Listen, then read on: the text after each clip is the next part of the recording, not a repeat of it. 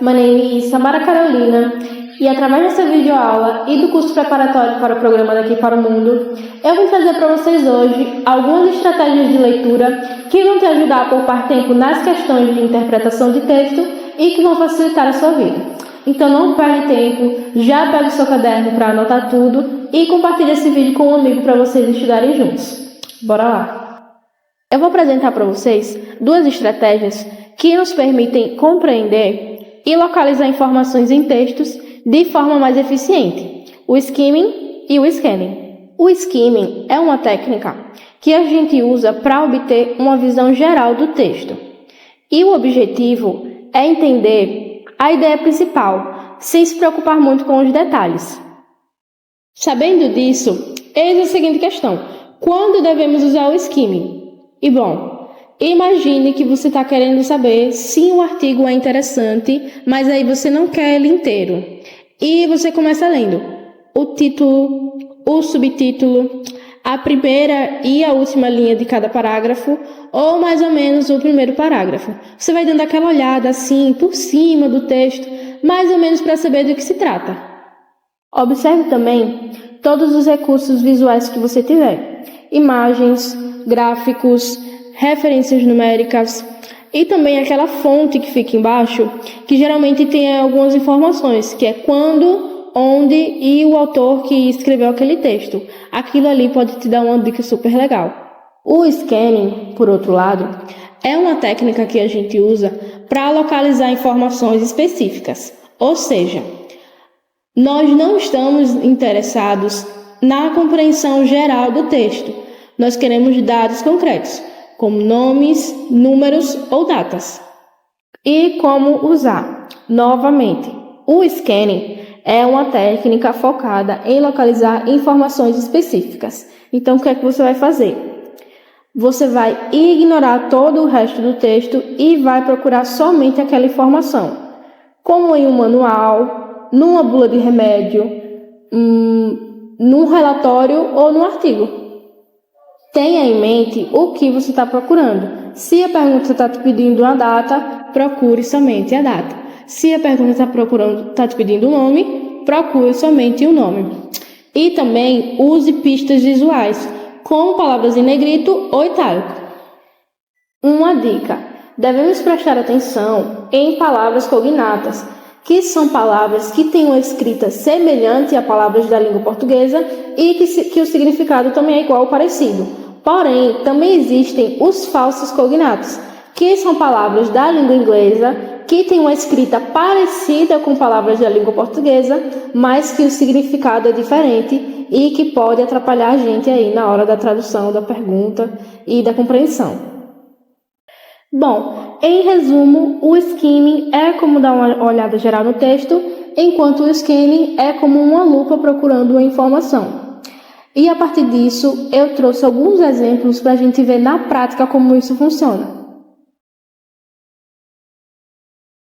Bom, pessoal, esse primeiro exemplo é um exemplo que, de cara, a gente já vê que existem bastante recursos visuais, né?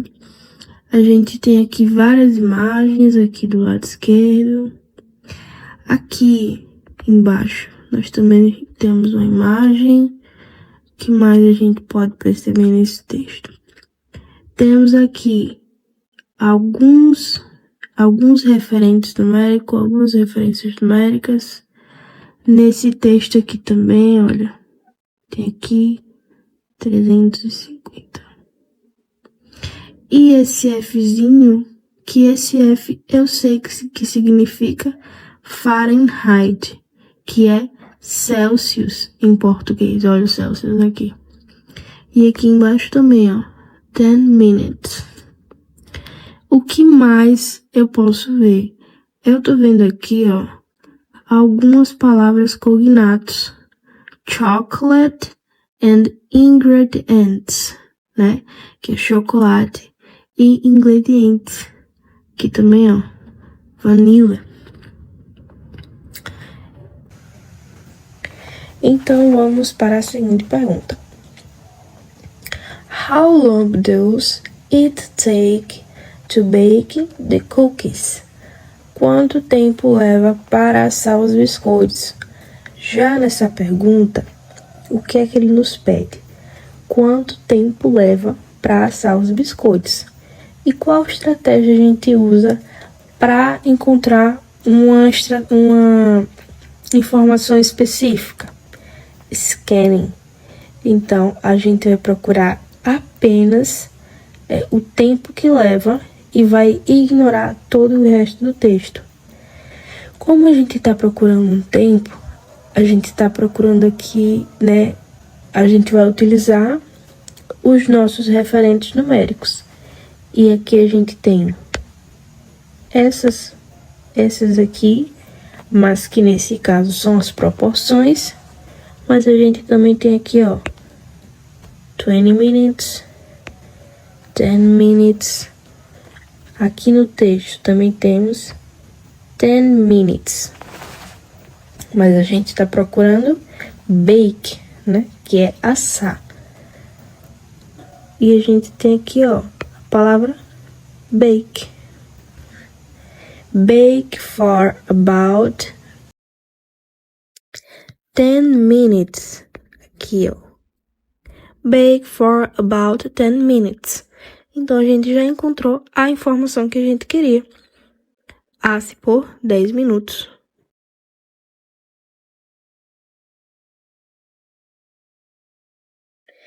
Então, pessoal, para esse segundo exemplo, eu trouxe esse texto que a gente não tem. Nesse texto a gente não tem, né, igual no outro, referências visuais, mas a gente tem aqui recursos numéricos, né? É um texto mais corrido. A gente vai ter que prestar bem atenção agora. E a primeira pergunta é: What is the main idea of Tessie's letter to Jane? Ou seja, qual é a ideia principal da carta de Tessie para Jane? Também é uma pergunta que a gente vai ter que usar a estratégia skimming, porque a gente quer a ideia principal desse texto, certo? Vamos começar lendo aqui o título, né? E a gente tem aqui Friendly Letter, uma carta amigável. Agora a gente vai ler a primeira frase do primeiro parágrafo. Dear Jane, when I got home from school yesterday afternoon, the first thing I say was your letter. A primeira coisa que eu fiz ontem quando eu cheguei da escola foi ver a sua carta, né? Aqui, ó. Daqui até aqui. E imediatamente eu derrubei meus livros. Então a gente supõe que ela teve uma péssima notícia, né? Quando leu a carta de Jane.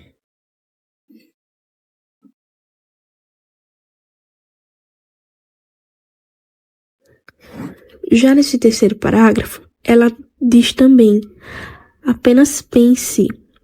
Em cerca de 2 semanas, a escola acabará e você vai poder vir passar as férias conosco. Ela tá meio que lamentando por Jane estar doente, mas que em algumas semanas ela vai poder vir passar as férias com ela, certo?